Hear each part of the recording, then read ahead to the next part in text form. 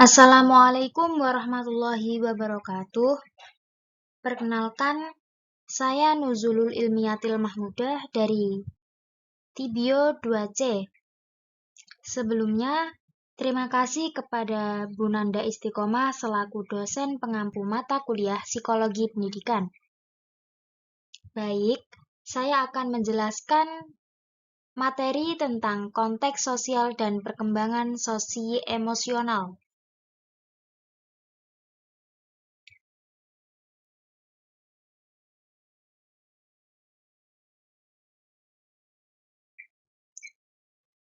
Untuk materi yang pertama adalah teori ekologi Bronfenbrenner, di mana teori sistem ekologi adalah teori yang dikembangkan oleh Uri Bronfenbrenner yang fokus utamanya adalah konteks sosial di mana anak tinggal dan orang-orang yang mempengaruhi perkembangan anak.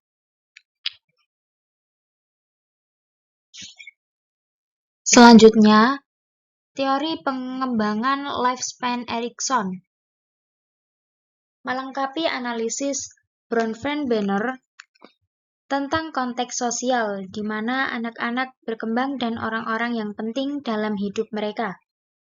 Teori Erik Erikson pada tahun 1902 sampai 1994 menyajikan pandangan perkembangan kehidupan secara bertahap. Mari kita ambil perjalanan Erikson tentang hidup manusia.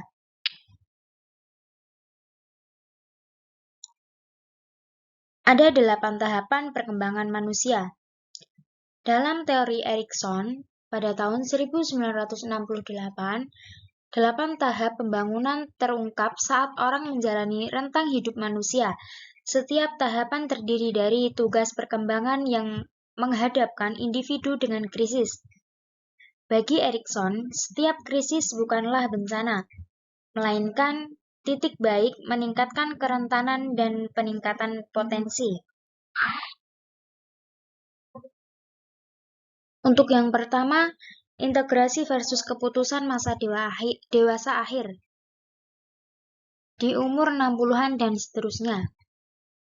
Yang kedua, generativitas melawan stagnasi usia dewasa pertengahan di umur 40-an dan 50-an. Ketiga, keintiman melawan isolasi awal masa dewasa di umur 20-an 30-an. Dan yang keempat, identitas melawan identitas kebingungan masa remaja di umur 10-20-an. Yang kelima, industri melawan inferioritas tengah dan akhir masa kecil pada sekolah dasar SD 6 tahun sampai masa pubertas. Yang keenam, prakarsa versus rasa bersalah anak usia dini. Tahun prasekolah 3-5 tahun. Yang ketujuh, onotomi versus rasa malu dan keraguan masa bayi di umur 1-3 tahun. Dan yang terakhir, kepercayaan versus tidak kepercayaan di masa bayi di tahun pertama.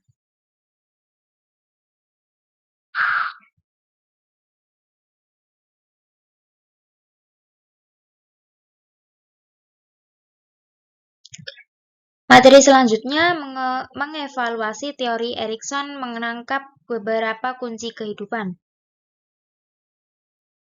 di mana tugas-tugas sosi-emosional dan menempatkan dalam kerangka kerja penambangan.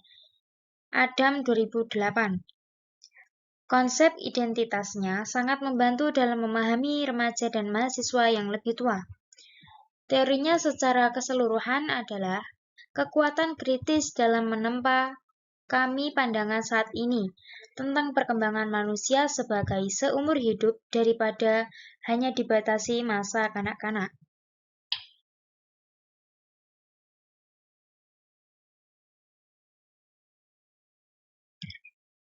Strategi untuk mendidik anak berdasarkan teori Erikson.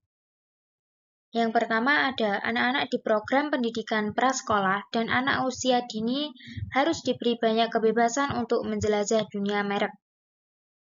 Yang kedua, mereka harus diizinkan untuk memilih paling banyak dari kegiatan yang mereka lakukan. Jika mereka meminta melakukan aktivitas tertentu wajar, permintaan harus dihormati. Dan yang ketiga, anak-anak pada tahap ini suka bermain. Ini tidak hanya menguntungkan perkembangan sosial emosional mereka, tetapi juga merupakan media penting untuk kognitif pertumbuhan mereka. Bagikan materi menarik yang akan merangsang imajinasi mereka.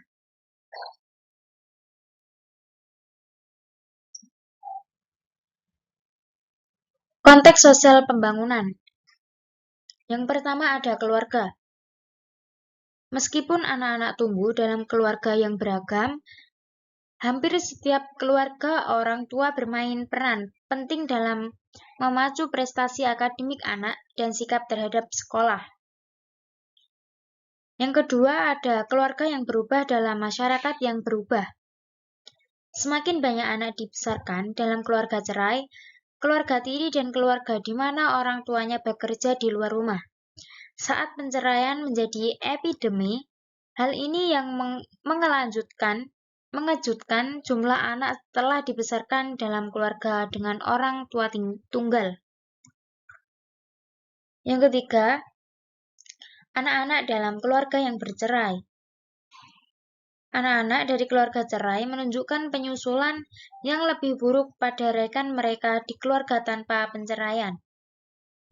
Meskipun begitu, perlu diingat bahwa mayoritas anak dalam keluarga bercerai tidak memiliki masalah penyesuaian yang signifikasi. Perhatian juga bahwa konflik ibu dapat memiliki konsekuensi negatif bagi anak-anak. Dalam konteks perkawinan atau perceraian memang banyak masalah yang dialami anak dari rumah tangga.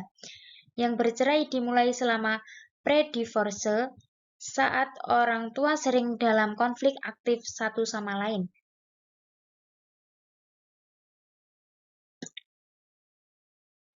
Selanjutnya, hubungan sekolah keluarga.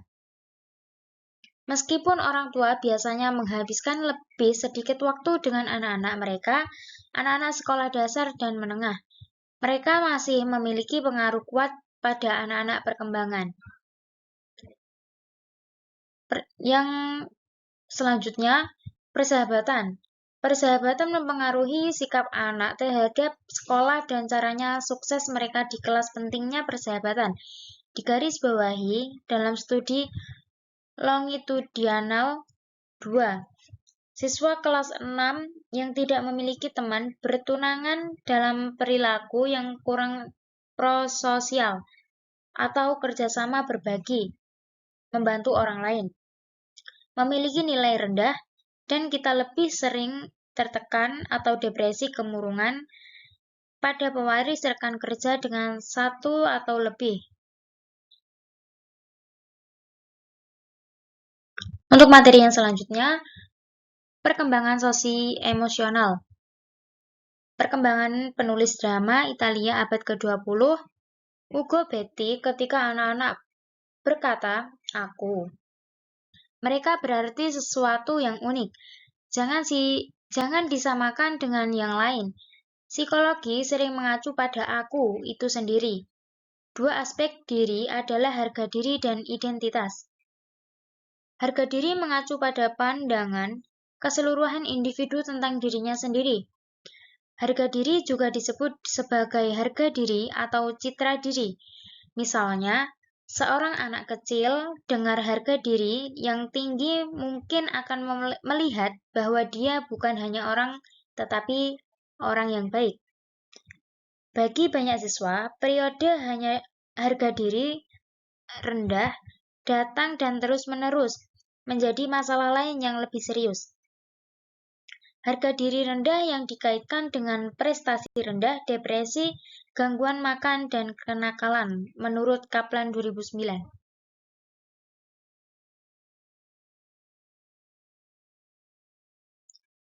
Dan selanjutnya, perkembangan identitas. Yang pertama, perbedaan identitas terjadi ketika individu belum mengalami krisis. Artinya, mereka belum menjelajahi alternatif yang berarti atau membuat komitmen apapun. Tidak hanya mereka ragu-ragu tentang pekerjaan dan ideologis pilihan, tetapi mereka juga cenderung menunjukkan sedikit minat dalam masalah seperti itu. Yang kedua, penyitaan identitas terjadi karena ketika individu telah membuat komitmen tetapi belum mengalami krisis. Ini terjadi paling sering ketika orang tua menyerahkan komitmen kepada remaja mereka, biasanya dengan cara yang otoriter. Yang ketiga, moratorium identitas terjadi ketika individu berada di tengah-tengah krisis, tetapi komitmen mereka tidak ada atau hanya didefinisikan secara samar. Dan yang keempat, identitas terjadi ketika individu mengalami krisis dan telah membuat komitmen.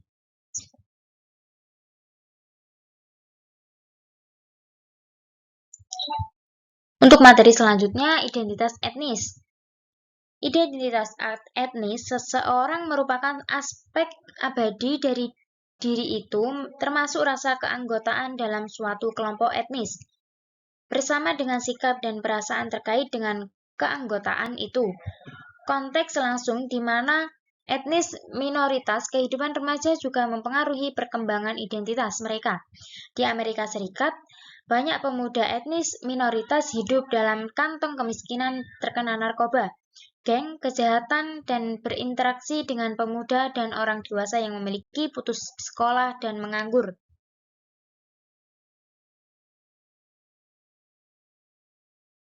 Untuk materi selanjutnya, domain pengembangan moral. Moral seseorang, pembangunan masalah aturan dan konvensi tentang keadilan interaksi antar orang tua. Aturan ini dapat mempelajari 3 domain, yaitu kognitif, perilaku, dan emosional. Dalam domain kognitif, masalah utama adalah bagaimana siswa bernalar atau memikirkan tentang aturan untuk perilaku etis. Dalam perilaku dominan, fokusnya adalah pada bagaimana siswa benar-benar berperilaku daripada moralitas pemikiran mereka.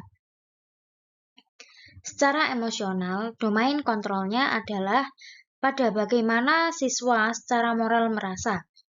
Untuk misalnya, apakah mereka mengasosiasikan perasaan yang cukup kuat dengan tindakan tidak bermoral untuk menolak melakukan tindakan itu.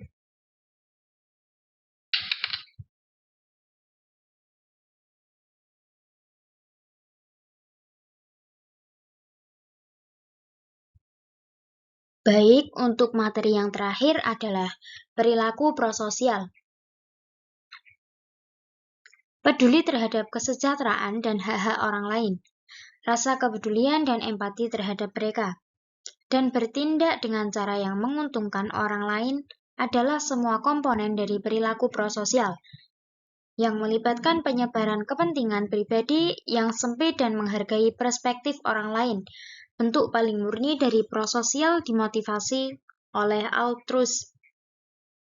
Minat tidak mementingkan diri sendiri dalam membantu orang lain.